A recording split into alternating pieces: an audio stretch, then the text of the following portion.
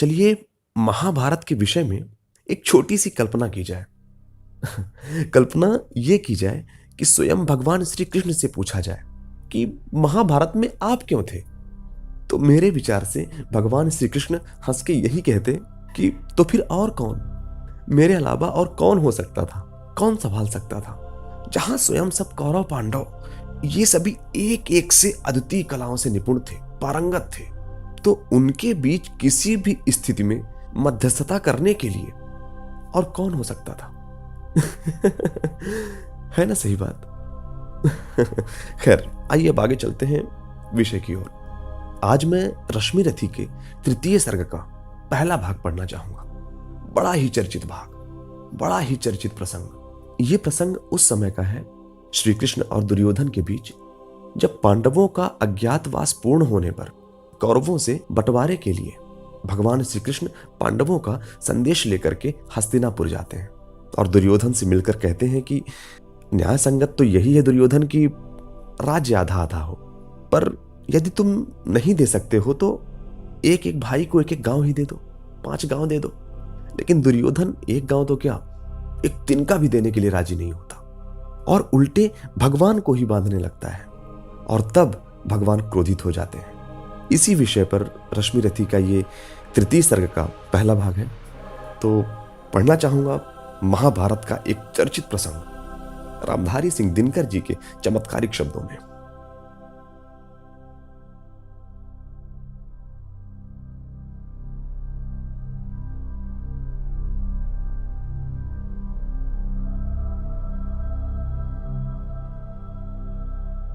हो गया पूर्ण अज्ञातवास, पांडव लौटे वन से साहस। पावक में कनक सदृश तपकर, वीरत्व लिए कुछ और प्रखर। नस नस में तेज प्रवाह लिए, कुछ और नया उत्साह लिए। सच है विपत्ति जब आती है, कायर को ही दहलाती है। शूरमा नहीं विचलित होते, क्षण एक नहीं धीरज खोते। विघ्नों को गले लगाते हैं, कांटों में राह बनाते हैं। मुख से न कभी उफ कहते हैं, संकट का चरण न कहते हैं। जो आ पड़ता सब सहते हैं, उद्योग निरत नित रहते हैं। शूलों का मूल नसाने को, बढ़ खुद विपत्ति पर छाने को। है कौन विघ्न ऐसा जग में, टिक सके वीर नर के मग में। खम ठोक ठेलता है जब नर, पर्वत के जाते पांव उखड़। मानव जब जोर लगाता है, पत्थर पानी बन जाता है। गुण बड़े एक से एक प्रखर है, छिपे मानवों के भीतर। मेहंदी में जैसे लाली हो, वर्तिका बीच उजियाली हो। बत्ती जो नहीं जलाता है, रोशनी नहीं वह पाता है। पीसा जाता जब इक्षुदंड, झरती रस की धारा अखंड। मेहंदी जब सहती है प्रहार, बनती ललनाओं का सिंगार। जब फूल पिरोए जाते हैं, हम उनको गले लगाते हैं। वसुधा का नेता कौन हुआ, अतुलित यश क्रेता कौन हुआ। नव धर्म प्रणेता कौन हुआ, जिसने न कभी आराम किया, विघ्नों में रहकर नाम किया। जब विघ्न सामने आते हैं, सोते से हमें जगाते हैं। मन को मरोड़ते हैं पल पल, तन को झंझोरते हैं पल पल। सतपथ की ओर लगा कर ही, जाते हैं हमें जगा कर ही। वाटिका और वन एक नहीं, आराम और रण एक नहीं। वर्षा अंधड़ आतप अखंड, पौरुष के हैं साधन प्रचंड। वन में प्रसून तो खिलते हैं, बागों में शाल न मिलते हैं। कंकरियां जिनकी सेज सुघर, छाया देता केवल अंबर। विपदाएं दूध पिलाती हैं, लोरियां आंधियां सुनाती हैं। जो लाक्षागृह में जलते हैं, वे ही शोरमा निकलते हैं। बढ़कर विपदाओं पर छाजा, मेरे किशोर मेरे ताजा। जीवन का रस छन जाने दे, तन को पत्थर बन जाने दे। तू स्वयं तेज भयकारी है, क्या कर सकती चिंगारी है। वर्षों तक वन में घूम घूम, बाधा विघ्नों को चूम चूम। सह धूप घाम पानी पत्थर, पांडव आए कुछ और निखर। सौभाग्य न सब दिन सोता है, देखें आगे क्या होता है। मैत्री की राह बताने को, सबको सुमार्ग पर लाने को। दुर्योधन को समझाने को, भीषण विध्वंस बचाने को। भगवान हस्तिनापुर आए, पांडव का संदेशा लाए।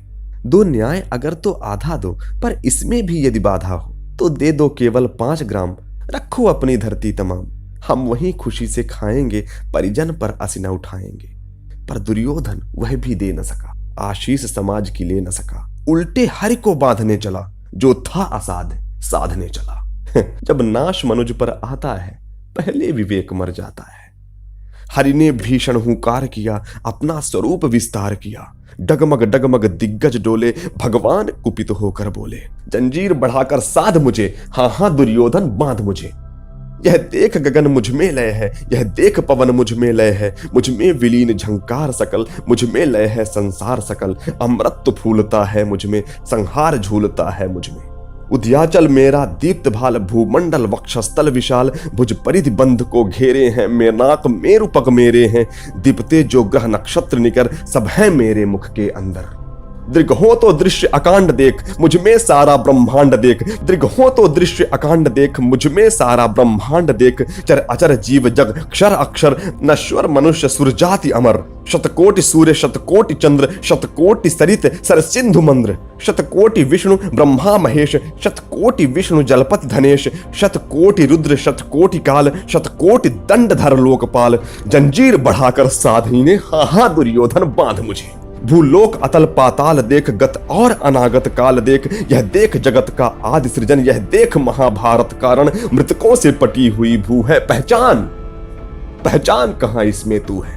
अंबर में कुंतल जाल देख, पद के नीचे पाताल देख। मुट्ठी में तीनों काल देख, मेरा स्वरूप विकराल देख। सब जन्म मुझी में पाते हैं, फिर लौट मुझी में आते हैं। जिह्वा से करती ज्वाल सघन, सांसों में पाता जन्म पवन। पड़ जाती मेरी दृष्टि जिधर, हंसने लगती है सृष्टि उधर। मैं जब भी मूंदता हूं लोचन, छा जाता चारों ओर मरण। बांधने मुझे तो आया है, जंजीर बड़ी क्या लाया है।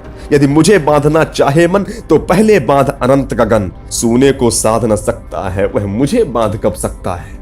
हित वचन नहीं तूने माना, मैत्री का मूल्य न पहचाना। तो ले मैं भी अब जाता हूं, अंतिम संकल्प सुनाता हूं। याचना नहीं अब रण होगा, जीवन जय या कि मरण होगा। टकराएंगे नक्षत्र निकर, बरसेगी भू पर वहीं प्रखर। फणशेष नागा डोलेगा, विकराल काल मुंह खोलेगा। दुर्योधन रण ऐसा होगा, फिर कभी नहीं ऐसा होगा। भाई पर भाई टूटेंगे, विषबाण बूंद से छूटेंगे। वायस श्रृगाल सुख लूटेंगे, सौभाग्य मनुज के फूटेंगे। आखिर तू भूषाई होगा, हिंसा का परदाई होगा। थी सभा सन्न सब लोग डरे, चुप थे या थे बेहोश पड़े। केवल दो नर न अघाते थे, धृतराष्ट्र विदुर सुख पाते थे। कर जोड़ खड़े प्रमुदित निर्भय, दोनों पुकारते थे जय जय, दोनों पुकारते थे जय जय।